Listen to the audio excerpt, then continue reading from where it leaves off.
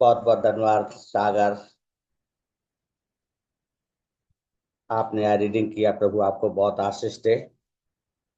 आज मेरे प्यारे भाई बहन जो जुड़े हैं सबको प्रभु बहुत आशीष दे। और बहुत सुंदर विषय को हम लोग सीख रहे हैं जब कभी हमें समय मिलता है। आज टिंकू ब्रदर का संदेश था, लेकिन वो आज कहीं व्यस्त है, इस कारण से वो वचन को नहीं बोल पाए। और उसके बाद भाई दीपू को बोला गया, लेकिन वो व्यस्त थे, उस कारण से वो भी नहीं बोल पाए। प्रभु ने आज मुझे समय दिया कि मैं थोड़ा सा समय आप लोगों के बीच में परमेश्वर के वचन से हम लोग बिताएं और सीखें। परमेश्वर का वचन हमें हमसे बात करता है।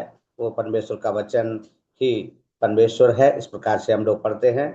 पिछले क्लास में, जब पिछले अध्याय में हम लोग सीख रहे थे स्वर्गदूत, और स्वर्गदूतों के बारे में दो बातों को हम लोग सीख पाए थे।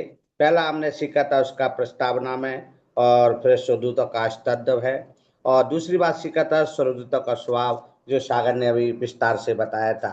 और हम देख रहे थे कि जो ईसा पूर्व प्रभु के पहले 1913 में जब हाजरा और सारा के विषय में उस कहानी को हम पढ़ते हैं, तो उसके अस्तित्व का हमें पता लगता है कि वो स्वर्गदूत आकर के मदद करता है। और इस बात को उसके बाद में हम लोग स्वर्गदूत एक आत्मिक है। तब इब्रानियों के पत्र की 14 में हम सुन रहे थे, क्या वे सब सेवा टहल करने वाली आत्मा नहीं, जो उद्धार पाने वालों के लिए सेवा करने से भेजी जाती हैं। वो मूर्ति नहीं है, उसकी हमें पूजा भी नहीं करना है। इस प्रकार से हम लोग सीख रहे थे, और बहुत सी गहरी बातों को हमने सीखा था। आज हम लोग तीसरी बात सीखेंगे, वो है स्वर्गदूतों की संख्या। मतलब एक स्वर्गदूत नहीं है। यहाँ पर हम लोग पढ़ते हैं, जब प्रकाश विभाग, जब हम लोग सर के द्वारा अध्ययन कर रहे हैं प्रकाश विभाग में बड़ी गहराई से सिखाया जा रहा है। तो हम पढ़ते हैं प्रकाश विभाग 11 का 5 का जो 11 में लिखा है, जब मैंने देखा तो उस सिंहासन और उन प्राणियों में उन प्राचीनों के चारों ओर बहुत से स्वर्गदूतों का शब्द सुना, जिनकी गिनती लाखों और करोड़ों में थी। इसलिए स्वर्गदूत एक नहीं है, लाख और करोड़ों में उनकी संख्या है। इसलिए तीसरी बात आज वही है, जो स्वर्गदूतों की संख्या। तब परमेश्वर का वचन कहता है कि वो स्वर्गदूत एक नहीं है, उनकी संख्या लाख और करोड़ों में है। जब हम पढ़ते हैं, जब इब्रानियों की पत्री 12 का 22 और 23 में तो लिखा है, और जीवते परमेश्वर ने नगर स्वर्गीय यरूशलेम के पास और लाखों स्वर्गदूतों की सभा। तो इस प्रकार से हम लोग देखते हैं लाखों करोड़ों स्वर्गदूत हैं, और वो सेवा टहल करते हैं, और परमेश्वर की आज्ञा का भी वो पालन करते हैं। इस प्रकार से भी हम लोग पढ़ते हैं। दानियल कहता है, जब दानियल की किताब में पढ़ते हैं हम लोग 7 का 10 में लिखा है कि हजारों हजार लोग उसकी सेवा टहल कर रहे थे। कौन की? परमेश्वर की, पिता परमेश्वर की हजारों हजार लोग। हम लोग दानियल की किताब में पढ़ते हैं, जब दानियल को शेरों की माद में डाला गया था, तो वहां दूत आकर के वहां पर शेरों के मुंह को बंद किया। दानियल की कहानी को हम भली भांति जानते हैं। तो हमारा परमेश्वर दूतों को भेज करके रक्षा करता है, और वो दूत हमेशा सेवा टहल करते हैं, प्रभु की वो सेवा करते हैं। दानियल की किताब में हम लोग पढ़ते हैं, तो वो बड़ी सभा में रहते हैं, लाखों और करोड़ों की भीड़ में हैं। यहाँ पर हम लोग पढ़ते हैं, जब मत्ती की किताब उसका 26 का 53 में पढ़ते हैं, तो यीशु ने स्वर्गदूतों की बाहर है पलटनों के विषय में कहा, 3,000 से 6,000 एक पलटन में, 3,000 से 6,000, लाखों में, करोड़ों में और हजारों में भी बताया गया है। हम चाहे तो पढ़ सकते हैं, मत्ती 26 का 53 पढ़ेंगे। मत्ती 26 का 53, कोई भी भाई जल्दी से पढ़ने में मदद करें।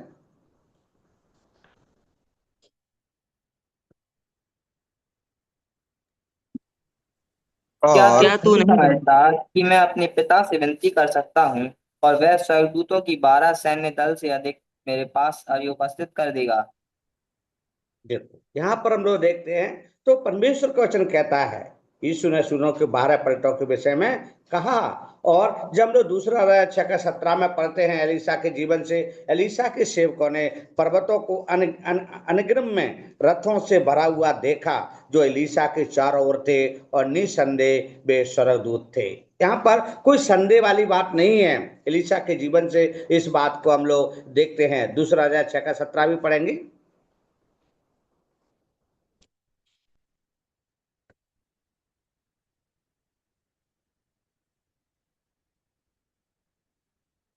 दूसरा अंकल जी क्या राजा है छठ रेफरेंस? दूसरा राजा 6 का 17। ठीक है। तब एलीशा ने यह प्रार्थना की, हे यहोवा, उसकी आंखें खोल दे कि ये देख सके। तब यहोवा ने सेवक की आंखें खोल दी, और जब वह देख सका, तब क्या देखा कि एलीशा के चारों ओर का पहाड़ अग्नि में घोड़ों को और रथों से भरा हुआ है। देखो है, वो बात को यहाँ पर हम लोग पढ़ते हैं, अग्नि और घोड़ों से भरा हुआ। तब परमेश्वर का वचन हमसे बताता है एलीशा के सेवकों के द्वारा। जब हम लोग 6 का 17 में जब पढ़ रहे थे तो यहाँ पर स्पष्ट दिया गया है कि तब एलीशा ने यह प्रार्थना की, हे यहोवा, इसकी आंखें खोल दे कि यह देख सके। तब यहोवा ने सेवक की आंखें खोल दी, और जब वह देख सका, तब क्या देखा कि एलीशा के चारों ओर का पहाड़ अग्निमय घोड़ों और रथों से भरा हुआ है। अग्निमय, तो यहाँ पर हम लोग देखते हैं अन्य गिनत स्वर्गदूत हैं और वो मदद के लिए आते हैं। तो स्वर्गदूतों की संख्या लाख और करोड़ों में है। स्वर्गदूत हमेशा सेवा टहल करते हैं, तत्पर तैयार रहते हैं। दानियल को आकर के बचाया, दानियल के मुंह को शेरों के मुंह को दानियल दूतों ने बंद किया प्रभु की आज्ञा के अनुसार। इस प्रकार से हम लोग देखते हैं। उसके बाद हम स्वर्गदूतों का पतन, चौथी बात है उनका पतन है। पतन के विषय में यदि पढ़े तो मरकुस कहता है 3:8-38 में, मनुष्य का पुत्र भी जब है पवित्र दूतों के साथ अपने पिता की महिमा सहित आएगा। स्वर्गदूतों का जो पतन है, हमारे प्रभु ने स्वर्गदूतों का वर्णन पवित्र के रूप में किया है, निष्पाप और शुद्ध। कोई उनमें पाप नहीं ठहराया, उनको निष्पाप और शुद्ध शुद्ध ठहराया है। इसलिए यहाँ पर देखते हैं पवित्र दूतों के साथ अपने पिता की महिमा सहित। इसलिए स्वर्गदूतों का जो पतन है वो यहाँ पर हम लोग पढ़ते हैं कि स्वर्गदूतों की जो सृष्टि की गई है वे पवित्र ही सृजे गए हैं। स्वयं परमेश्वर ने स्वर्गदूतों की सृष्टि की है। इसलिए हम लोग क्या पढ़ते हैं परमेश्वर के वचन में, लूका 9:26 में लिखा है, यह मेरा पुत्र चुना हुआ है। यह मेरा पुत्र है जो चुना हुआ है। और पतरस भी कहता है, जब हम लोग पढ़ते हैं दूसरा पतरस और उसका 2:4 में लिखा है, स्वर्गदूतों को नरक में डाला। उनका पतन के विषय में यहाँ पर देखते हैं स्वर्गदूतों की जो सृष्टि कही वे पवित्र ही सृजे गए हैं। लूका 9:26 हम लोग पढ़ेंगे, लूका 9:26।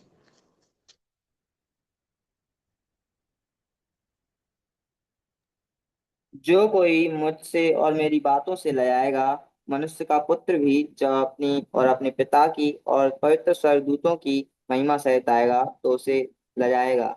लजाएगा, यहाँ पर हम लोग देखते हैं जब परमेश्वर के वचन में पढ़ते हैं, जो कोई मुझसे और मेरी बातों से लजाएगा।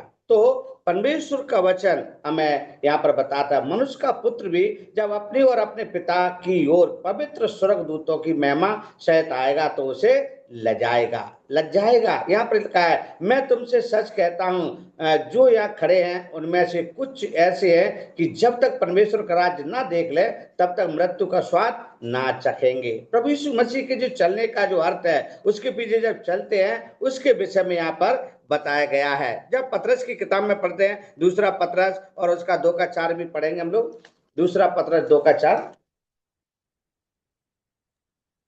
क्योंकि जब परमेश्वर ने उन दूतों को जिन्होंने पाप किया नहीं छोड़ा, पर नरक में बेचकर अंधेरे कुंडों में डाल दिया ताकि न्याय के दिन तक बंदी रहें। बंदी रहे, सुरतों को नरक में डाला। यहाँ पर भी हम इस बात को पढ़ते हैं, क्योंकि जब परमेश्वर ने उन सुरतों को जिन्होंने पाप पाप नहीं किया नहीं छोड़ा पर नरक में भेजकर अंधेर कुंड में डाल दिया ताकि न्याय के दिन तक बंदी रहें। मतलब जो झूठे लोग हैं, उनमें भी झूठे लोग थे, उनके विषय में यहाँ पर बताया गया है। इसलिए यहाँ पर हम लोग देखते हैं जब 3 में पढ़ते हैं, वे लोग के लिए बातें करकर तुम्हें अपने लाभ का कारण बनाएंगे, और जो कुंड की आज्ञा उन पर पहले से हो चुकी है उसके आने में कुछ भी देर नहीं, और उनका विनाश उगता नहीं है। उनका विनाश उगता नहीं है। इस प्रकार से हम लोग पढ़ते हैं, क्योंकि जब परमेश्वर ने उन दूतों को जिन्होंने पाप किया नहीं छोड़ा पर नरक में भेजकर अंधेर कुंड में डाल दिया ताकि न्याय के दिन तक वो बंदी रहे और प्राचीन युग से संसार को भी ना छोड़ा, वरन भक्तिहीन संसार पर महाजल प्रलय भेजा, पर धर्म के प्रचारक नूह समेत 8 व्यक्तियों को बचा लिया। नूह के समय की कहानी को भी हम यहाँ पर देख सकते हो। झूठे लोग, झूठे शिक्षकों के कारण झूठे लोग स्रोतों को भी झूठा यहाँ पर हम लोग देखते हैं। तो ये बात हम लोग पढ़ते हैं योद्धा की किताब में, जब पढ़ते हैं योद्धा 1:6 में, स्वर्गदूतों ने अपने पद को स्थिर ना रखा। उनका जो पद था उन्होंने स्थिर ना रखा, वो डगमगा गए, स्वर्गदूत भी डगमगा गए। इस प्रकार से हम लोग पढ़ते अपने पद को उन्होंने स्थिर ना छोड़ा। जब हम लोग पहला तीमुथियुस पढ़ते हैं 5:21 में लिखा है, जो चुने हुए स्वर्गदूत जिनकी पवित्रता की अब पुष्टि हो चुकी है, हम इस निष्कपट पर पहुंचते हैं कि परमेश्वर ने स्वर्गदूतों को एक समय के लिए परख अवधि में रखा।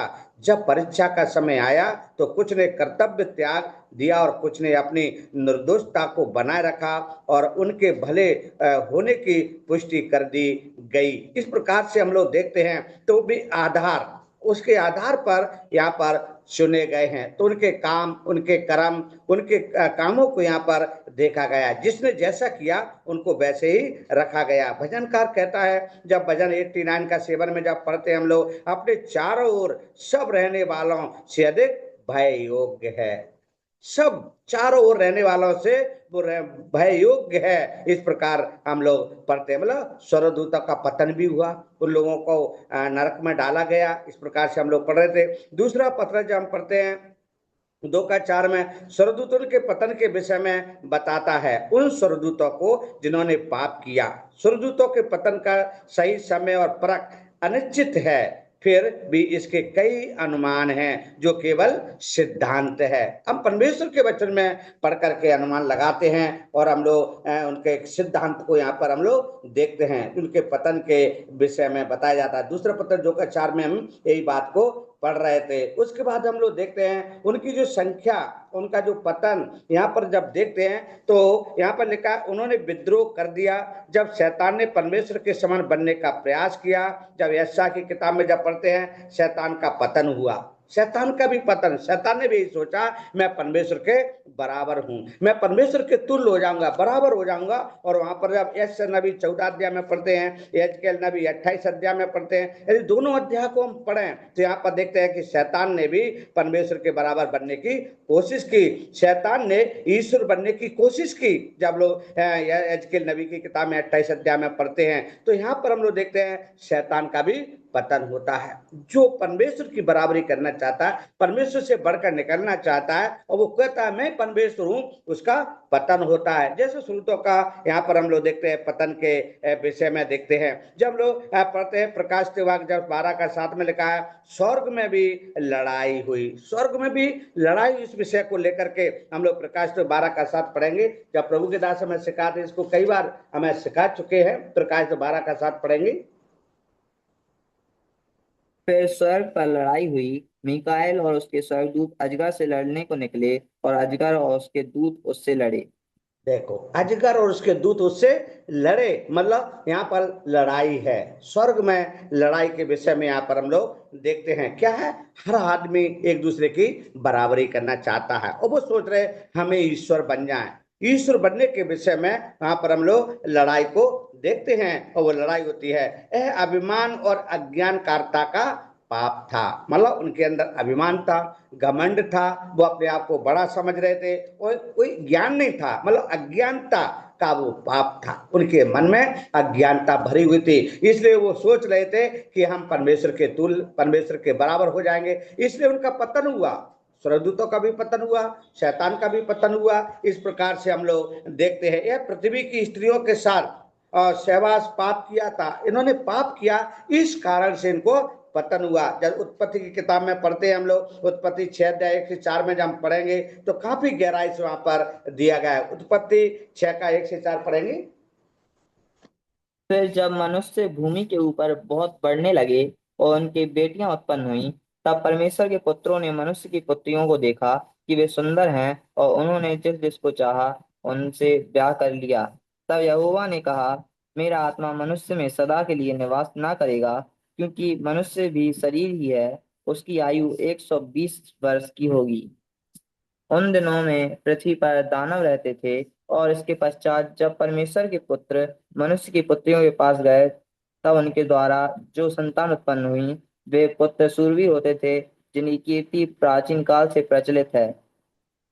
यहाँ पर लोग उत्पत्ति की किताब में हम लोग देखते हैं जब यह पृथ्वी की स्त्रियों के साथ सहवास करने का पाप था। उत्पत्ति किताब में स्पष्ट करके देती है जो मनुष्य जाति का पाप है। एक दृष्टांत था जो यहाँ पर हम लोग पढ़ रहे थे। फिर जब मनुष्य भूमि के ऊपर बढ़ते बढ़ते बहुत बढ़ने लगे और उनके बेटियां उत्पन्न हुई, तब परमेश्वर के पुत्रों ने, परमेश्वर के पुत्र यदि हम कहेंगे तो यहाँ पर हम लोग पढ़ते हैं परमेश्वर के पुत्रों ने, तो हम क्या कह सकते हैं यहाँ पर जब हम लोग पढ़ते हैं यहाँ पर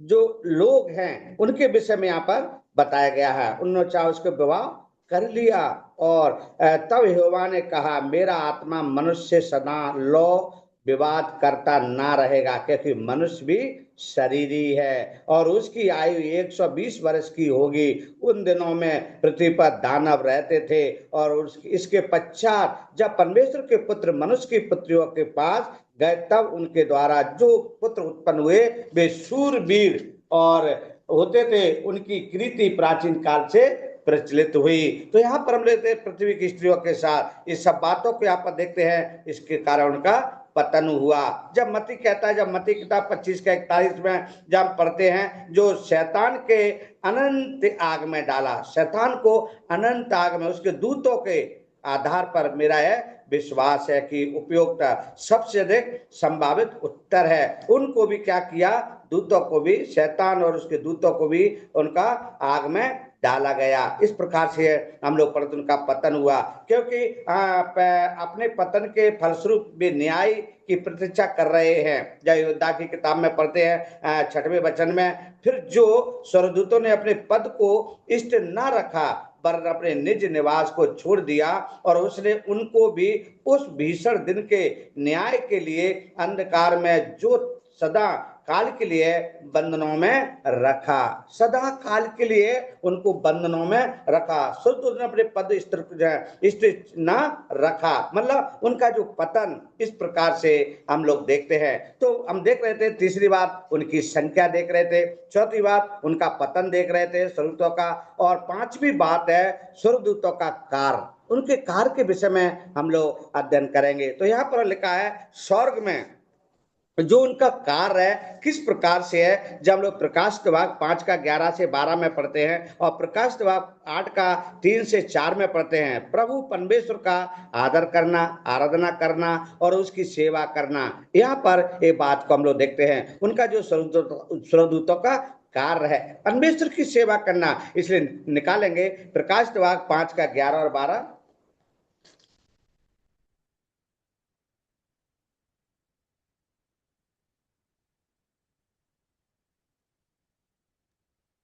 जब मैंने देखा तो सिंहासन और उन प्राणियों और उन प्राचीनों के चारों ओर बहुत से स्वर्गदूतों का शब्द सुना, जिनकी गिनती लाखों और करोड़ों की थी। और वे ऊंचे शब्द से कहते थे, वध किया हुआ मेम्ना ही सामर्थ्य और धन और ज्ञान और शक्ति और आदर और महिमा और स्तुति के योग्य है। देखो यहाँ पर हम लोग देखते हैं, आज सुबह भी हम सुन रहे थे, वो सर के संदेश में भी वो यहाँ पर हम इस बात को देखते हैं कि जब मैंने देखा तो सिंहासन और उन प्राणियों और उन प्राचीनों के चारों ओर बहुत से शब्दों का शब्द सुना, जिनकी गिनती लाख और करोड़ों में थी, और वे ऊंचे शब्द से कहते थे, वध किया हुआ मेम्ना ही सामर्थ और धन और ज्ञान और शक्ति और आदर और महिमा और धन्यवाद के योग्य है। तो जो स्वर्गदूतों का कार्य परमेश्वर की सेवा टहल करना है, वो एक दूत एक तरह से उनकी सेवा, उनके पीछे लगे रहते थे। इस प्रकार हम यहाँ पर पढ़ते हैं। जब लोग 8 अध्याय 3 और 4 वचन में पढ़ेंगे तो यहाँ पर इस प्रकार से लिखा है, फिर एक और स्वर्गदूत सोने का धूपदान लिए आया और वेदी के निकट खड़ा हुआ, और उसको बहुत धूप दिया गया कि सब पवित्र लोगों की प्रार्थनाओं के साथ सोने की उस वेदी पर जो सिंहासन के सामने है चढ़ाए। तो सेवा टहल, स्वर्ग में भी परमेश्वर की सेवा टहल करते हैं स्वर्गदूत। इस प्रकार से हम लोग देखते हैं उनकी संख्या, उनका पतन और उनका कार्य यहाँ पर हम लोग देखते जा रहे हैं। पृथ्वी पर भी देखते हैं, अभी हम स्वर्ग में देख रहे थे कि स्वर्ग में भी वो सेवा टहल करते हैं, प्रकाश वाक्य में हम लोग पढ़ते हैं। तो और पृथ्वी पर भी देखते हैं, तब परमेश्वर का वचन कहता है कि प्रभु के लिए संदेश वाहक हाजरा को जल का कुआं दिखाना। यहाँ पर हम लोग पढ़ते हैं यीशु के सन्मुख तलवार खींचकर खड़ा होना, पतन को जो पतरस को जंजीरों से मुक्त करना, बंद गृह के दरवाजों को खोलना, परमेश्वर की संतान को खिलाना और बल देना और उनकी रक्षा करना आदि ऐसे कामों को यहाँ पर पृथ्वी पर भी हम लोग देखते हैं। हम लोग हाजरा के जीवन से देखते हैं, इस प्रकार हम लोग यीशु के जीवन से भी देखते हैं, पतरस के जीवन से भी देखते हैं। बंद गृह में से हम लोग दरवाजों को खोल लिया था और परमेश्वर संतान को खिलाना, बल देना और उनकी रक्षा करना, ये पृथ्वी पर स्वर्गदूतों का काम है। इस प्रकार से वो काम को करते हैं। तो परमेश्वर अपने काम को स्वर्गदूतों से भी कराते हैं, इसलिए वो बराबरी नहीं कर सकते हैं। स्वर्गदूत परमेश्वर की बराबरी नहीं कर सकते। करने की कोशिश की, जो शैतान बने उनका पतन हुआ। वो शैतान की तरह काम किए इसलिए उनका पतन हुआ। जैसे शैतान का पतन हुआ ऐसे ही उनका पतन हुआ। इस प्रकार से हम लोग देखते हैं जो परमेश्वर का उनका काम है आदर करना, आराधना करना, उसकी सेवा करना है। ये बात को यहाँ पर हम लोग पढ़ते हैं। पृथ्वी पर भी हम लोग देखते हैं, पृथ्वी पर भी स्वर्गदूत कार्य करते हैं। वो संदेश वाहक, मतलब एक संदेश को पहुंचाते हैं। वो संदेश मरियम के पास भी पहुंचाया, कई प्रभु ने अपने दूत को भेज करके हन्ना के पास पहुंचाया। ऐसे कई संदेश दूत के द्वारा परमेश्वर ने हाजरा के पास पहुंचाया, यीशु के पास पहुंचाया, पतरस के पास पहुंचाया। ये बात को यहाँ पर हम देखते हैं। तो और ये सारी चीजें हम लोग यहाँ पर देखते हैं। और उसके बाद देखते हैं उनका कार्य परमेश्वर के न्याय और अपराय को कार्यबंद करता है। बिलाप का मार्ग को रोक देना। गिनती है 22 में हम पढ़ते हैं जो परमेश्वर के न्याय अपराय को कार्यरत करना, वो यहाँ पर उस कार्य को करते हैं। हम लोग निकालेंगे गिनती किताब 22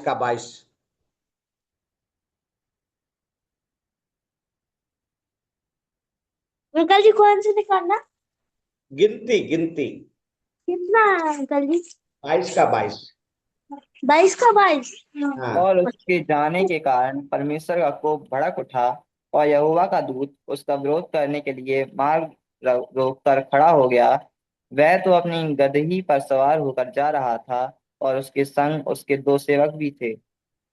देखो यहाँ पर हम लोग देखते हैं जो बिलाप और उसकी गद्दी के विषय में यहाँ पर हम लोग पढ़ते हैं। जब यहाँ पर पढ़ते हैं तब बिलाप भोर को उठा और अपनी गद्दी पर काठी बांधकर मुआबी हाकिमों के संग चल पड़ा और उसके जाने के कारण परमेश्वर का को भड़क उठा और यहोवा का दूत उसका विरोध करने के लिए मार्ग रोक कर खड़ा हो गया। वह अपनी गद्दी पर सवार होकर जा रहा था और उसके संग उसके 2 सेवक भी थे और उस गद्दी की यहोवा का दूत हाथ में नंगी तलवार लिए हुए मार्ग में खड़ा दिखाई पड़ा। तब गद्दी मार्ग छोड़कर खेत में चली गई। तब बिलाप ने गद्दी को मारा कि वह मार्ग पर फिर आ जाए। तब यहोवा का दूत दाग की बारियों के बीच की गलियों में जिसके दोनों ओर बारी की दीवार थी खड़ा हुआ। यहोवा के दूत को देखकर गद्दी दीवार से ऐसी सट गई कि बिलाप का पांव दीवार से दब गया। तब उसने उसको फिर मारा। तब यहोवा का दूत आगे बढ़कर एक सकरे स्थान पर खड़ा हुआ जहां ना तो दाहिनी ओर हटने की जगह थी और ना बाईं ओर। वहां यहोवा के दूत को देखकर गद्दी बिलाप को लिए दिए बैठ गई। फिर तो बिलाप का को भड़क उठा और उसने गद्दी को लाठी से मारा। तब यहोवा ने गद्दी का मुंह खोल दिया और बिलाप से कहने लगी, मैंने तेरा क्या किया कि तूने मुझे 3 बार मारा? मैंने तेरा क्या किया कि तूने मुझे 3, मतलब गद्दी का मुंह खोला। हम लोग गिनती की किताब में पढ़ते हैं गद्दी, जो गद्दी गदा होता है ना, गद्दी, उसके मुंह को खोल दिया। इस प्रकार हम लोग यहाँ पर पढ़ते हैं। तो परमेश्वर का वचन देखो कैसे कार्य करता है। परमेश्वर का दूत कैसे कार्य करता है। उसको गद्दी को नहीं निकलने दिया, उसके सामने आकर खड़ा हुआ और वो गद्दी उस बिलाप को नहीं दिख रही है, लेकिन गद्दी को वो दूत दिख रहा है, इसलिए वो खेत में चली गई। खेत से जब वो गद्दी को मारा तो उसको फिर रास्ते में लेकर, तो वो सकरा मार्ग था, वो निकल नहीं पाई। इस प्रकार से वो बैठ गई तो प्रभु ने दूत के द्वारा गद्दी के मुंह को क्या कर दिया, खोल दिया, और वो कहने लगी, मेरा क्या कसूर है कि तूने मुझे 3 बार मारा, 3 बार मारा। इस प्रकार से हम लोग देखते हैं, परमेश्वर के वचन में हम लोग पढ़ते हैं, तो जो परमेश्वर का वचन देखो कैसे कार्य करता है। यहाँ पर हम इस बात को देखते हैं, वो कार्य के विषय में हम लोग लगातार सीख रहे हैं। तब परमेश्वर वचन कहता है एक मार्गदर्शन, जब हम लोग परमेश्वर के वचन में जब गिनती में पढ़ रहे थे, यहाँ पर स्पष्ट लिखा है हेरोदेस को मार डालना। प्रेतों की किताब में पढ़ते हैं हेरोदेस को मार डालना। जब प्रेतों के काम 12 का 23 हम लोग पढ़ेंगे, 12 का 23।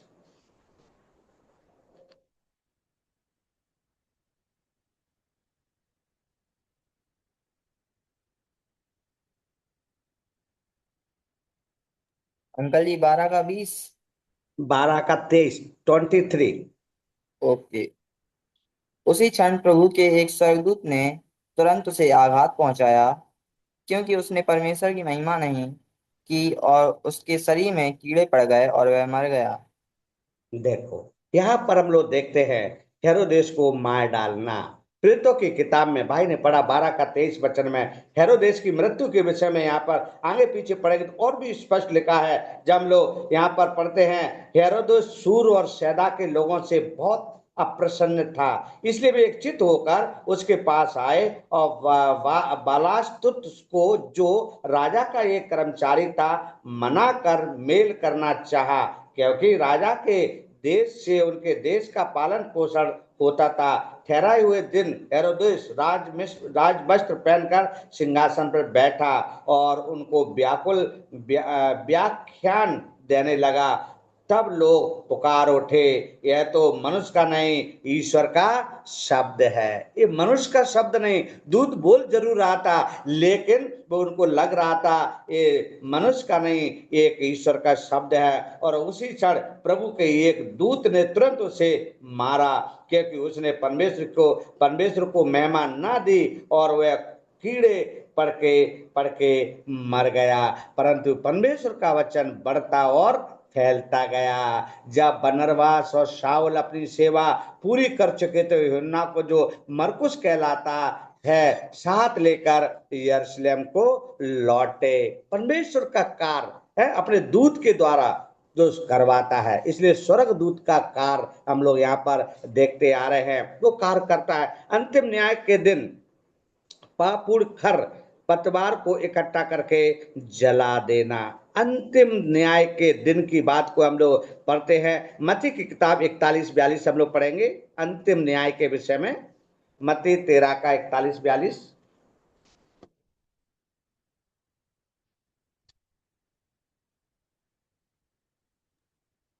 मनुष्य का पुत्र अपने स्वर्गदूतों को भेजेगा, और वह उसके राज्य में से सब ठोकर के कारणों को और हुक्म करने वालों को इकट्ठा करेंगे और उन्हें देखो आग के यहाँ, कुंड में डालें।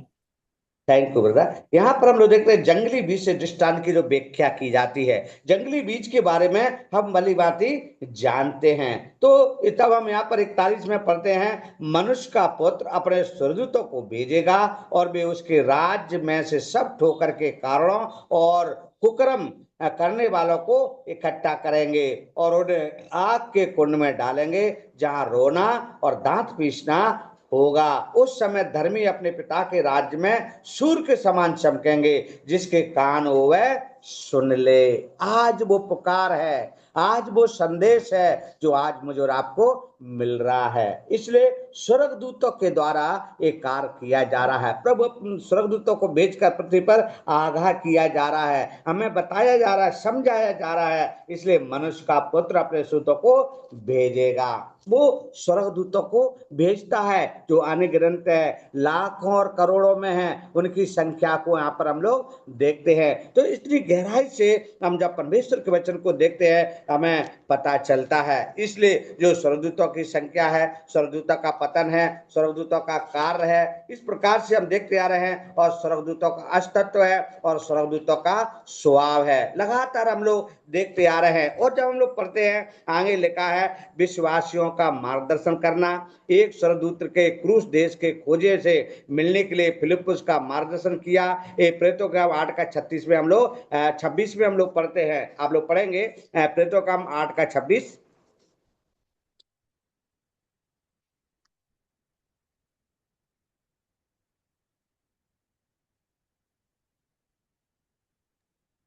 फिर प्रेरितों के प्रभु काम के 8 एक का 26। स्वर्गदूत ने फिलिप्पुस से कहा, उठकर दक्षिण की ओर उस मार्ग पर जा जो यरूशलेम से गाजा को जाता है, यह रेगिस्तानी मार्ग है।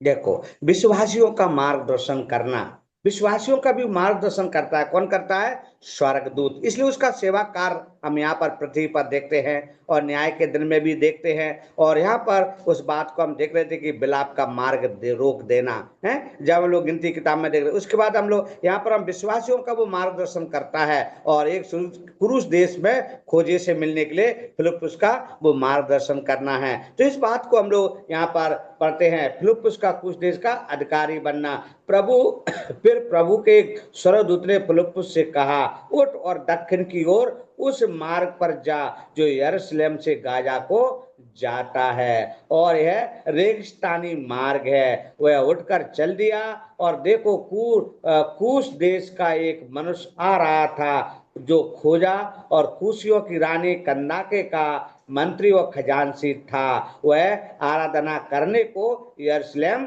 आया था। वह अपने रथ पर बैठा हुआ था और ऐसा भविष्यवक्ता की पुस्तक पढ़ता हुआ लौटा जा रहा था। तो यहाँ पर हम लोग स्वर्गदूत के बारे में पढ़ते हैं। स्वर्गदूत ने फिलिप्पुस से कहा, तो वो मतलब बातचीत भी करते हैं, बोलते भी हैं, पृथ्वी पर वो टहलते भी हैं। इस प्रकार से हम लोग देखते हैं कि गद्दी को बच्चे को भी उन्होंने बोलने के लिए आज्ञा दिया, गद्दी के बच्चे भी बोलने लगा। तो परमेश्वर अपने दूतों के द्वारा ये काम करवाता है। इसलिए वो संतों की सहायता करता है, संतों की सहायता करवाना, उसको सुरक्षित रखना और बल प्रदान करना, ये परमेश्वर के काम के दूत को भेजकर जब नो एलिया के बारे में जब पढ़ते हैं, एलिया होरे पर्वत पर प्रभु ने कहा इसराइल से भी बाचा बांधी। यहाँ पर हम लोग इस बात को देखते हैं, पहला राजा 19 अध्याय में पढ़ते हैं और ये पूरी 19 अध्याय में स्पष्ट लिखा है, और दानियल के शरीर की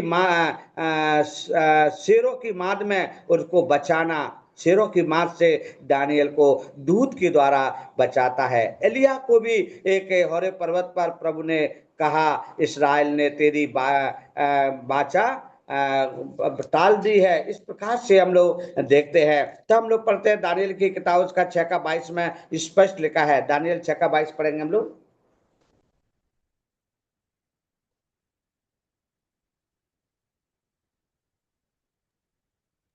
मेरे मेरे परमेश्वर ने परमेश्वर अपना दूत भेजकर सिंहों के मुंह में ऐसा बंद कर रखा है कि उन्होंने मेरे कुछ भी हानि नहीं की।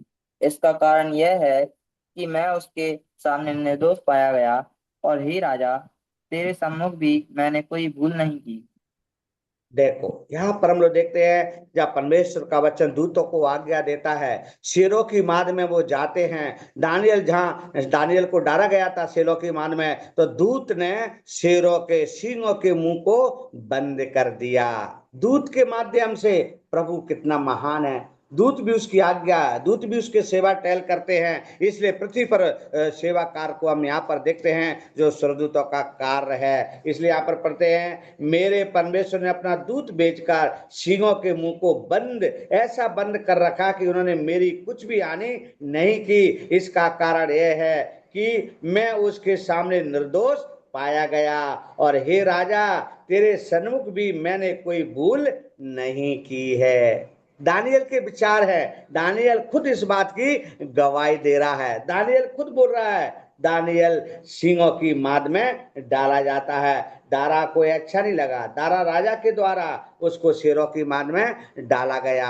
नहीं तो दारा राजा ने कहा था 3 बार मेरी मूर्तियों की पूजा करना, दंडवत करना है, सुबह दोपहर और शाम को। लेकिन दानियल ने नहीं किया। वो जानता था मेरा परमेश्वर अलग है, इसलिए वो मेरी मदद करेगा। और राजा ने शेरों की माद में जब दानियल को डाला गया, तुरंत परमेश्वर ने दूत को भेजा और शेरों के मुंह को बंद कर दिया। तो यहाँ पर देखते हैं जो सेवाकार दूतों का कार्य भी देखते हैं कि वो पृथ्वी पर भी सेवा का कार्य करते हैं। इस प्रकार से हम लोग पढ़ते हैं। तो यहाँ पर हम लोग देखते हैं, और भी जब हम लोग पढ़ेंगे मत्ती की किताब में, तब पढ़ते हैं 4:11 में, स्वर्ग दूत ने सेवा की। स्वर्ग दूत ने भी सेवा की। मत्ती 4:11 हम पढ़ेंगे। तब शैतान उसके पास से चला गया और स्वर्गदूत आकर उसकी सेवा करने लगे। तब शैतान उसके पास से चला गया और देखो स्वर्गदूत आकर उसकी सेवा टहल करने लगे। कौन की? यीशु मसीह के। जब शैतान ने प्रभु की परीक्षा की थी ना, और प्रभु से शर्त रखा, और उसने शैतान ने प्रभु से कहा, कहो कि पत्थर रोटी बन जाए, ऊंचे पहाड़ से तुम नीचा गिर जाओ, इस प्रकार से उस शर्त को रखा था। तब प्रभु ने क्या कहा? तब यीशु ने उससे कहा, हे शैतान दूर हो जा, क्योंकि लिखा है तू प्रभु अपने परमेश्वर को प्रणाम कर और केवल उसी की उपासना कर। तब शैतान उसके पास से चला गया और देखो स्वर्गदूत आकर उसकी सेवा टहल करने लगा। स्वर्गदूत आकर के खुद परमेश्वर की सेवा करने लगा। इस प्रकार से देखते हैं हम लोग। और जब लूका की किताब 22:43 में भी पढ़ते हैं, गतसमनी में भी यहाँ पर हम देखते हैं, गतसमनी में हम लोग लूका 22:43 पढ़ेंगे।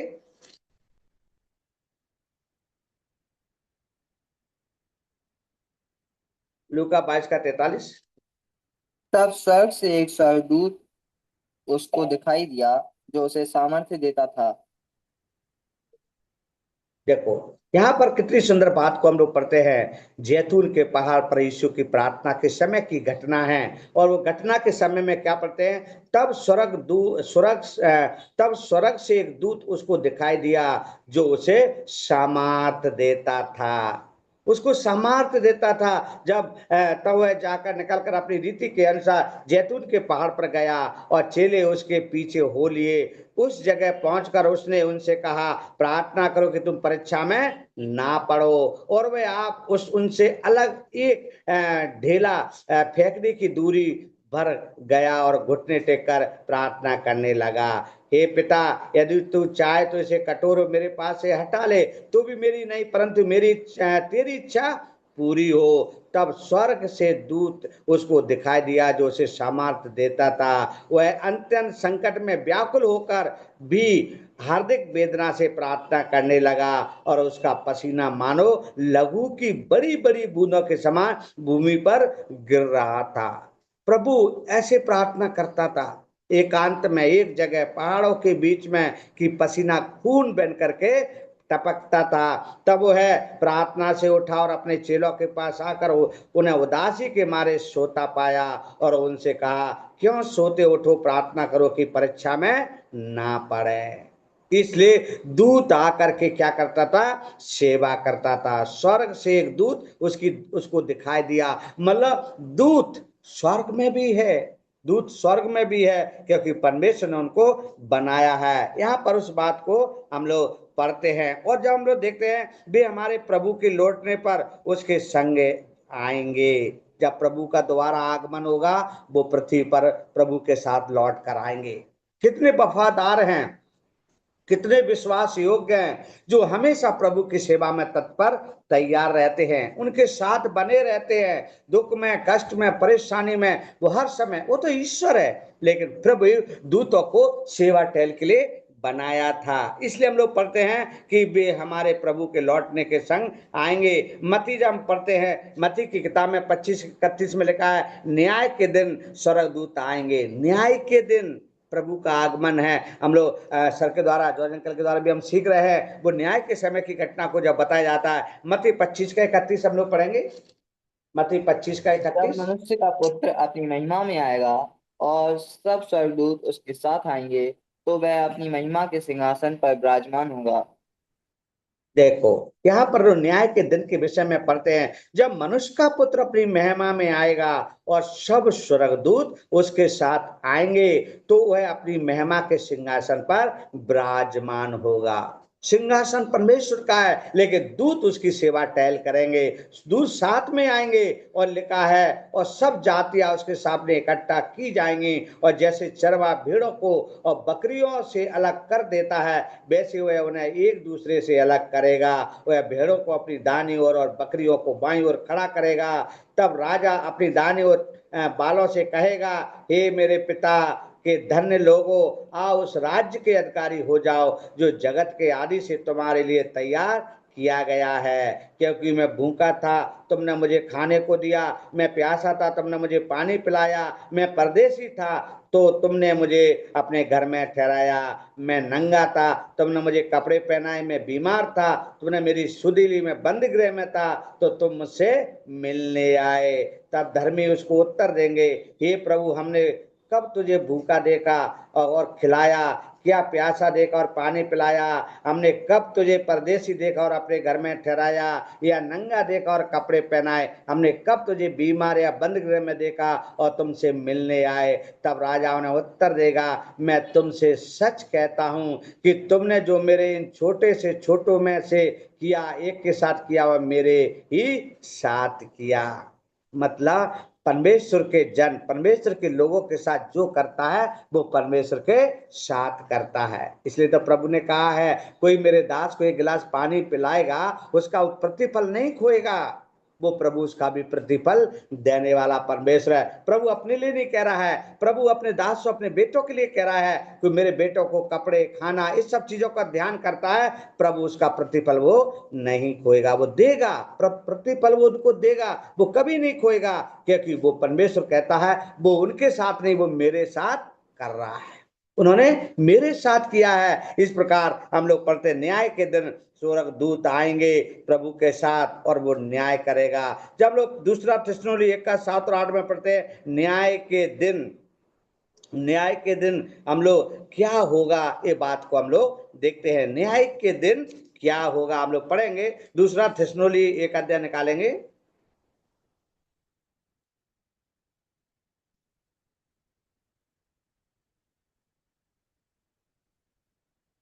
दूसरा थिस्सलुनीकि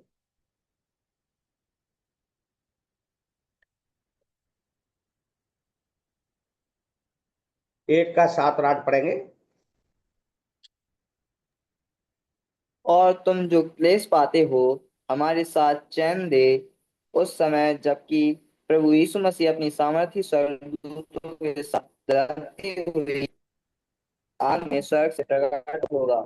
और जो जो परमेश्वर को नहीं पहचानते और हमारे प्रभु यीशु के उनसे पलटा लेगा।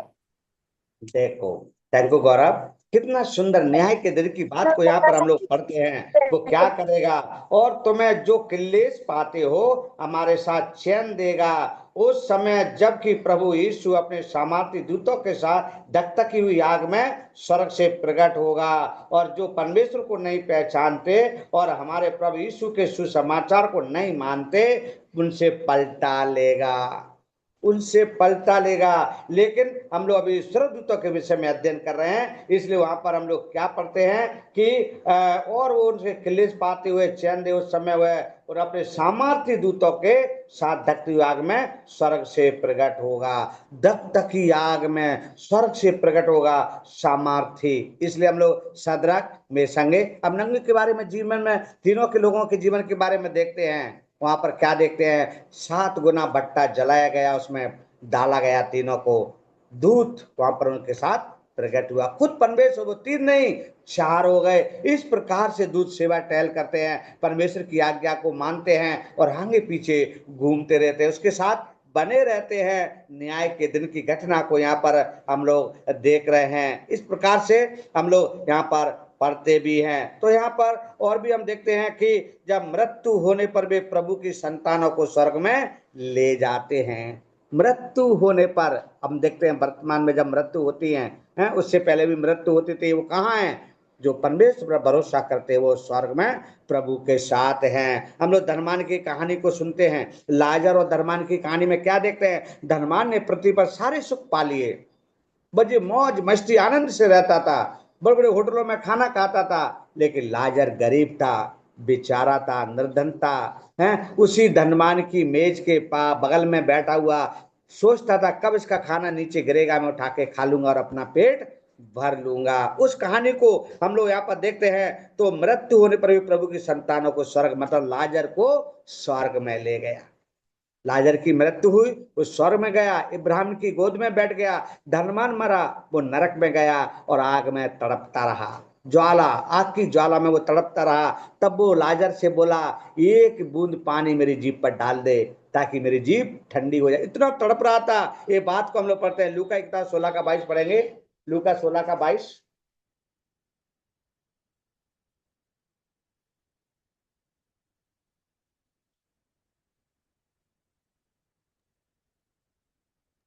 फिर और उसने ऐसा हुआ। अपने चेलों से कहा, इसलिए मैं तुमसे कहता हूँ, अपने प्राण की चिंता ना करो कि हम क्या खाएंगे, ना अपने शरीर की क्या पहनेंगे। लूका 16 का 22। और ऐसा हुआ कि वह कंगाल मर गया और स्वर्गदूतों ने उसे लेकर अब्राहम की गोद में पहुंचाया, और वह धनवान भी मरा और गाड़ा गया। देखो यहाँ पर हम लोग देखते हैं, ऐसा हुआ कि वह कंगाल मर गया। कंगाल कौन था? लाजर था। और स्वर्गदूतों ने उसे लेकर अब्राहम की गोद में पहुंचाया। मतलब स्वर्गदूतों के कार्य को हम पढ़ रहे हैं, स्वर्गदूतों को हम लोग देख रहे हैं, उनका कार्य क्या है पृथ्वी पर, वो कार्य को लगातार हम लोग देखते आ रहे हैं। इसलिए वो स्वर्गदूतों ने उसे क्या किया?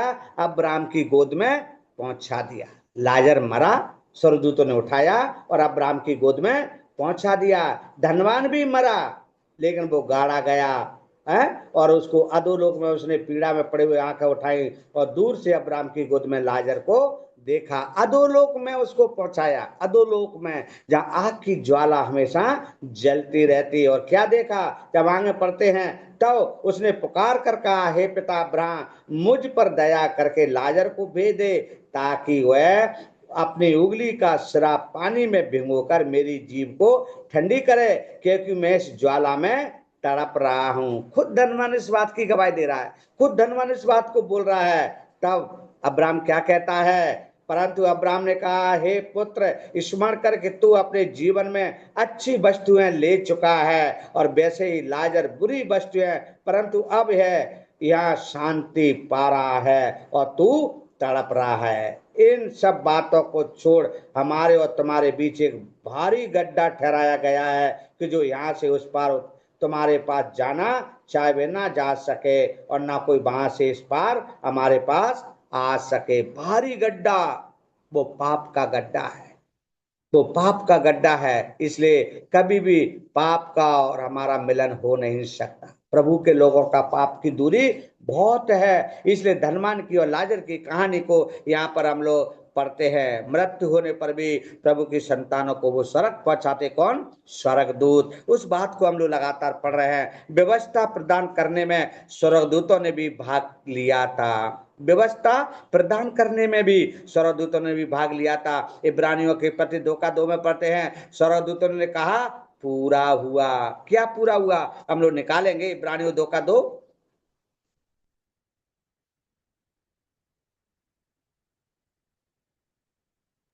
इब्रानियों 2 का 2 पढ़ेंगे। क्योंकि जो वचन क्योंकि जो स्वर्गदूतों वचन के द्वारा स्वर्गदूतों कहा के गया द्वारा था, कहा गया था। जब हाँ, कोई एक जन पढ़ो। क्योंकि जो वचन स्वर्गदूतों के द्वारा कहा गया था, जब वह स्थिर रहा और एक अपराध और आज्ञा ना मानने का ठीक ठीक बदला मिला। देखो, स्वर्गदूत, ये हम लोग हमेशा बोले स्वर्गदूत ने कहा और पूरा हुआ। क्या पूरा हुआ? वो महान उद्धार के विषय में यहाँ पर पढ़ते हैं। क्योंकि लिखा है, इस कारण चाहिए कि हम उन बातों पर जो हमने सुनी है और भी मन लगाए, ऐसा ना हो कि बह कर उनसे दूर चले जाए। क्योंकि जो वचन स्वर्गदूतों के द्वारा कहा गया था, जब वह स्थिर रहा और हर एक अपराध और आज्ञा न मानने वालों का ठीक ठीक बदला मिला, तो हम लोग ऐसे बड़े उद्धार से निश्चित रहकर कैसे बच सकते हैं। उसकी चर्चा पहल प्रभु के द्वारा हुई और सुनने वालों के द्वारा हमें इसका निश्चय हुआ।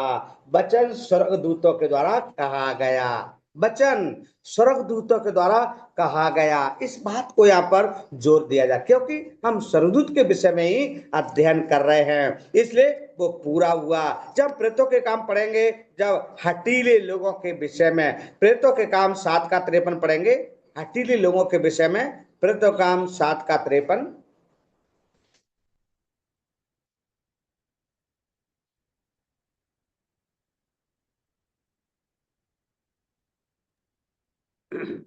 तुमने स्वर्गदूतों के द्वारा ठहराई हुई व्यवस्था तो पाई, परंतु उसका पालन नहीं किया। देखो, यहाँ पर हम लोग देखते हैं हठीले लोग। कैसे हठीले लोग? तुमने स्वर्गदूतों के द्वारा ठहराई व्यवस्था तो पाई, परंतु उसका पालन नहीं किया। वो कैसे लोग थे? हठीले लोग थे। यदि आगे पढ़ेंगे तो 51 वचन कहता है, 51 वचन में लिखा है, ये हठीले और मन और कान के खतरना रहित लोगों, तुम सदा पवित्र आत्मा का विरोध करते हो, जैसा तुम्हारे बाप दादे करते थे वैसे तुम भी करते हो। भविष्यवक्ताओं में से किसको तुम्हारे बाप दादाओं ने नहीं सताया? उन्होंने उस धर्मी के आगमन का पूर्व काल से संदेश देने वालों को मार डाला, और जब तुम भी उसके पकड़वाने वाले और मार डालने वाले हुए, तो तुमने स्वर्गदूत के द्वारा ठहराई हुई व्यवस्था तो पाई, परंतु उसका पालन नहीं किया। हे हठीले लोगों के विषय में यहाँ पर दिया गया है। और जब गलातियों पढ़ेंगे, गलातियों 3 का 19 में लिखा है, परमेश्वर एक ही है, कोई दूसरा परमेश्वर नहीं है, एक ही परमेश्वर है। हम लोग पढ़ेंगे गलातियों 3 का 19। तब फिर व्यवस्था क्या रही? वह तो अपराधों के कारण बाद में दी गई, कि उस वंश के आने तक रहे जिसको प्रतिज्ञा दी गई थी, और व्यवस्था स्वर्गदूतों के द्वारा एक मध्यस्थ के हाथ ठहराई गई। देखो, यहाँ पर देखते हैं हम लोग व्यवस्था और वाचा के विषय में। व्यवस्था और वाचा, परमेश्वर एक ही है। तब पढ़ते हैं 19 वचन में 3 फिर व्यवस्था क्यों दी गई? वह तो अपराधों के कारण बाद में दी गई, कि उस वंश के आने तक रहे जिसको प्रतिज्ञा दी गई थी, और वह स्वर्गदूतों के द्वारा एक मध्यस्थ के हाथ ठहराई गई। मध्यस्थ तो एक का नहीं होता, परंतु परमेश्वर एक ही है। इसलिए व्यवस्था को हमने पीछे छोड़ दिया, व्यवस्था की बातों को हमने पीछे छोड़ दिया, हम नहीं मानते हैं, क्योंकि हमारा परमेश्वर एक ही है, और मध्यस्थता तो एक का नहीं होता है, व्यवस्था एक की नहीं होती है। कई लोग उसमें शामिल रहते हैं, जैसे हमारे देश में 36 करोड़ देवी देवता है, लेकिन हमारा परमेश्वर एक ही है। इस प्रकार हम लोग देखते हैं। ये 5वीं बात थी जो स्वर्गदूतों का कार्य के विषय में यहाँ पर हम लोग देख रहे थे। थोड़ा सा मैं और लूंगा, आज पूरा खत्म करेंगे। स्वर्गदूतों का निवास स्थान, हम लोग पहली बात हम लोग देख रहे थे, आप चाहे तो लिख सकते हैं। स्वर्गदूतों का अस्तित्व है, दूसरा स्वर्गदूतों का स्वभाव है, तीसरा स्वर्गदूतों की संख्या है, चौथा स्वर्गदूतों का पतन है, और 5वां स्वर्गदूतों का कार्य जो हमने अभी देख लिया है। 6वां हम देखेंगे स्वर्गदूतों का निवास स्थान। निवास स्थान के विषय में कहें कि स्वर्गदूतों का वर्तमान निवास स्थान स्वर्ग में है, स्वर्ग में रहते हैं वो लोग। कितनी खुशी की बात है, वो परमेश्वर ने उनको बनाया है। क्योंकि मती कहता है 22 का 30 में हम पढ़ेंगे, क्योंकि जी उठने पर विवाह शादी ना होगी, परंतु वे स्वर्ग में परमेश्वर को दूतों की नाई होंगे। कोई वहां पर किसी का पति पत्नी, कोई भाई बहन, कोई किसी का सगा संबंधी नहीं होगा। हम लोग मती 22 का 30 पढ़ेंगे फटाफट। क्योंकि जी उठने पर विवाह शादी ना होगी, परंतु वे स्वर्ग में दूतों के समान होंगे। देखो, यहाँ पर हम लोग कितनी सुंदर बात को पढ़ते हैं। क्योंकि जी उठने पर वे ना विवाह करेंगे और ना विवाह में दिए जाएंगे, परंतु स्वर्ग में परमेश्वर के दूतों के समान होंगे। वो दूतों के समान, मतलब दूतों का निवास स्थान कहाँ है? स्वर्ग में है। वो दूत बन जाएंगे। इस प्रकार हम लोग पढ़ते हैं। इफिसियों की पत्री हम लोग पढ़ेंगे, इफिसियों 3:10 भी पढ़ेंगे। इफिसियों 3:10। ताकि अब कलीसिया के द्वारा परमेश्वर का विभिन्न प्रकार का ज्ञान उन प्रधानों और अधिकारियों को जो स्वर्गीय स्थानों में है प्रकट किया जाए।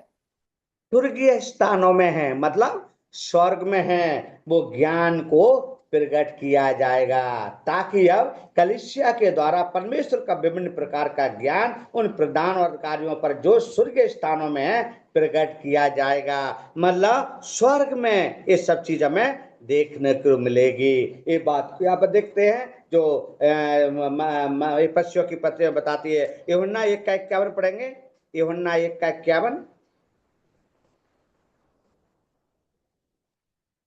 फिर उससे कहा, मैं तुमसे सच सच कहता हूँ कि तुम स्वर्ग को खुला हुआ और परमेश्वर के स्वर्गदूतों को ऊपर जाते और मनुष्य के पुत्र के ऊपर उतरते देखोगे। देखो यहाँ पर हम लोग देखते हैं वो स्वर्ग में। फिर उसने उससे कहा, मैं तुमसे सच सच कहता हूं कि तुम स्वर्ग को खुला हुआ और परमेश्वर के स्वर्गदूतों को मनुष्य के पुत्र के ऊपर उतरते और ऊपर जाते हुए देखोगे। वो स्वर्गदूत का कार्य हम लोग देख रहे हैं। उनका निवास स्थान स्वर्ग में भी और पृथ्वी पर भी रहेगा। पृथ्वी पर भी हमने देख चुके हैं, कई दासों के पास आकर उनसे बात किया है, मरियम से बात किया, हन्ना से, आजरा से हम लोग सुन रहे थे। तो इस बात से हम लोग देखते हैं। तब लूका कहता है, लूका जब हम लोग 2:13 और 15 पढ़ेंगे, लूका 13 और 15 अभी हमने पढ़ा था, लूका 2 का। तब एकाएक उस स्वर्गदूत के साथ स्वर्गदूतों का दल परमेश्वर की स्तुति करते हुए यह कहते दिखाई दिया। तब 14 परमेश्वर वचन। उनके पास तब परमेश्वर हम्म, उनके पास से स्वर्ग को चले गए। तो गडेरिये ने आपस में कहा, आओ हम बैतलहम जाकर यह बात जो हुई है और नहीं जिसे नहीं, प्रभु ने लूका हमें लूका दो बताया। का तेरह हाँ, सही है, 15 पढ़ो। ही तो पढ़ना था अंकल। हाँ पढ़ दिया। हाँ। तब 13 वचन में लिखा, तब एकाएक उस स्वर्गदूत के साथ स्वर्गदूतों का दल परमेश्वर की स्तुति करते हुए यह कहते दिखाई दिया, आकाश में परमेश्वर की महिमा और पृथ्वी पर उन मनुष्यों में जिनसे वह प्रसन्न है शांति हो। तब जब स्वर्गदूत ने उसके पास से स्वर्ग को चले गए तो गणों ने आपस में कहा, आओ हम बैतलहम जाकर यह बात जो हुई है और जिसे प्रभु ने हमें बताया है देखें। मतलब स्वर्गदूतों का संदेश पृथ्वी पर गणरियों के पास पहुंचाना, उनका काम देख रहे हैं, उनकी जगह, उनका स्थान देख रहे हैं। स्वर्गदूतों का निवास स्थान पृथ्वी पर भी और स्वर्ग में भी वो आते जाते दिखाई दे रहे हैं, गणरियों के पास संदेश दे रहे हैं। इस प्रकार को हम लोग पढ़ रहे थे। और सातवीं और आखिरी बात है मनुष्यों की स्वर्गदूतों पर श्रेष्ठता। मनुष्य और स्वर्गदूतों में क्या अंतर है वो बात देख करके आज की अध्ययन को हम लोग समाप्त करेंगे, हम लोग निकालेंगे। जब परमेश्वर वचन कहता है स्वर्गदूतों को सुसमाचार प्रचार करने में की अनुमति नहीं दी गई है, इसलिए स्वर्गदूत परमेश्वर का प्रचार नहीं करते हैं। हम मनुष्यों को प्रभु ने अपने लोगों को सुसमाचार प्रचार करने की अनुमति दी है, जिससे मैं और आप लोग हैं, लेकिन स्वर्गदूतों को नहीं दिया गया है। इसलिए मनुष्य की स्वर्गदूतों पर श्रेष्ठता, मनुष्य की श्रेष्ठता किसके ऊपर है? स्वर्गदूतों के ऊपर है कि वो सुसमाचार नहीं सुना सकते हैं, लेकिन हम लोग सुसमाचार सुना सकते हैं। इस प्रकार देखते हैं हम लोग स्वर्गदूत और हमारे आदि माता पिता दोनों ही को सिद्ध रचा गया। स्वर्गदूत आत्मिक प्राणी के रूप में और आदम हब्बा हाड़ मांस के मानव प्राणी के रूप में। फिर भी आज हम दूसरी बातों में स्वर्गदूतों से श्रेष्ठ हैं, उनके हाड़ मांस नहीं है, हमारे हाड़ मांस है। हम आदि माता पिता से जो आदि माता पिता से सृजे गए, सिद्ध रचा गया है, लेकिन स्वर्गदूत आत्मिक प्राणी के रूप में, आत्मिक प्राणी है वो लोग। इस प्रकार से हम लोग पढ़ते, इसलिए हम लोग श्रेष्ठ है, स्वर्गदूतों से हम लोग श्रेष्ठ हैं। स्वर्गदूत को सुसमाचार प्रचार करने की अनुमति नहीं है, सेवा कार्य करने की अनुमति नहीं है। जब मैं उद्धार की कथा का गीत गाता हूं तो स्वर्गदूत अपने पंखों को बंद कर लेंगे, क्योंकि जिन्हों उन्होंने कभी भी उस महिमा को नहीं जाना जिस महिमा को मेरा उद्धार लेकर आता है। स्वर्गदूतों को उद्धार का सुसमाचार नहीं मिला है, मुझे और आपका उद्धार का सुसमाचार मिला है, इसलिए हम लोग भिन्न हैं, स्वर्गदूतों से श्रेष्ठ हैं। इस प्रकार से हम लोग पढ़ते हैं, जब हम पढ़ते हैं मनुष्यों की स्वर्गदूतों पर श्रेष्ठता के विषय में हम लोग यहाँ पर देखते हैं। उसमें देखते हैं मनुष्य एक दिन स्वर्गदूतों का न्याय करेंगे, मनुष्य खुद स्वर्गदूतों का न्याय करेगा। पहला कुरिन्थियों 6:3 में लिखा है, क्या तुम नहीं जानते कि तुम स्वर्गदूतों का न्याय करेंगे।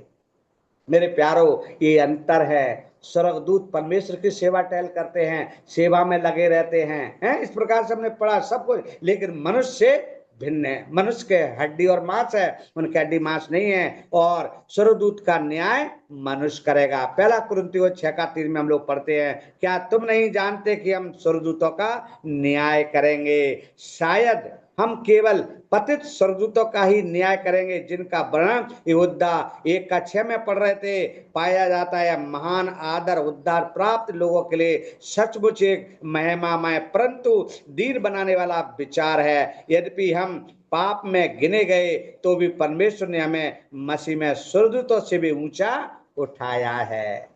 परमेश्वर ने हमें ऊंचा उठाया है स्वर्गदूतों से। मेरे प्यारो, इस प्रकार से हम लोग देखते हैं, और उसका सारांश भी हम लोग देखते हैं। सारांश में इस प्रकार से लिखा है, जब स्वर्गदूत ने पाप किया तो परमेश्वर उनको एक उद्धारकर्ता प्रदान नहीं किया। यह कैसी आश्चर्य की बात है कि उसने हमारी समानता के लिए मरने का अनुग्रह किया। आइए हम संरक्षक स्वर्गदूतों की अथक और विश्वासु सेवकाई के लिए परमेश्वर को निरुत्तर धन्यवाद दें। मत्ती 18:10 कहता है, वह सूचना देता है कि बच्चों के लिए स्वर्गदूत नियुक्त हैं। स्वर्ग में उनके छोटों में से दूत मेरे स्वर्गीय पिता का मुंह सदा देखते हैं। स्वर्ग चाहे कितनी भी आश्चर्यजनक हो, हमें कभी भी उनकी उपासना करनी नहीं चाहिए। और लिखा है प्रकाश तो 22:8-9 में, स्वर्गदूत दृश्य रूप धारण कर सकते हैं, लेकिन मानवीय भोजन वो कर नहीं सकते हैं, भोजन भी नहीं कर सकते हैं वो। इस प्रकार से हम लोग पढ़ते हैं, इसलिए हम भिन्न हैं। उसका सारांश भी है कि हम स्वर्गदूतों से भिन्न हैं। स्वर्गदूत सेवा टहल करने में तत्पर तैयार है, मनुष्यों को सेवा करने का मौका दिया है, इसलिए इस बात को पढ़ते हैं। लूका 2:9 में पढ़ रहे, उत्पत्ति 32:1 और 2 में पढ़ते हैं, और उत्पत्ति 18:5 में भी हम लोग पढ़ते हैं। तीनों वचन को पढ़ के आज की हम लोग अध्ययन को समाप्त करेंगे। लूका 2:9 हम पढ़ेंगे। और परमेश्वर का एक दूत उनके पास आ खड़ा हुआ, और प्रभु का तेज उनके चारों ओर चमका, और वे बहुत डर गए। देखो, जब वो यहाँ पर इस बात को देखते हैं, स्वर्ग का दूत चरवाहों के पास जाकर उन्हें संदेश देता है, लेकिन अगर ये डर जाते हैं, तब स्वर्गदूत उनसे कहता है, मत डरो, क्योंकि देखो मैं तुम्हें बड़े आनंद का सुसमाचार सुनाता हूं जो सब लोगों के लिए होगा। इस प्रकार से वो दूत का सुसमाचार यहाँ पर हम लोग पढ़ते हैं। उत्पत्ति की किताब 32:1-2 पढ़ेंगे। उत्पत्ति 32:1-2। याकूब ने भी अपना मार्ग लिया, और परमेश्वर के दूत उसे आ मिले। उनको देखो, देखते ही याकूब ने कहा, यह तो परमेश्वर का दल है। इसलिए उसने उस स्थान का नाम महनेम रखा। हाँ, देखो, यहाँ पर उत्पत्ति की किताब में हम लोग पढ़ते हैं, जो एसाव से मिलने की तैयारी के समय की बात है। याकूब ने भी अपना मार्ग लिया, और परमेश्वर के दूत ने उससे आ मिले। उनको देखते ही याकूब ने कहा, यह तो परमेश्वर का दल है, इसलिए उसने उस स्थान का नाम महनेब रखा है। स्वर्गदूता का एक दल है, मतलब बहुत संख्या में, लाखों करोड़ों में, 3,000 6,000 की संख्या में वो दिखाई देते हैं। उत्पत्ति 18:5 भी कहता है, हम लोग 18:5 पढ़ेंगे। उत्पत्ति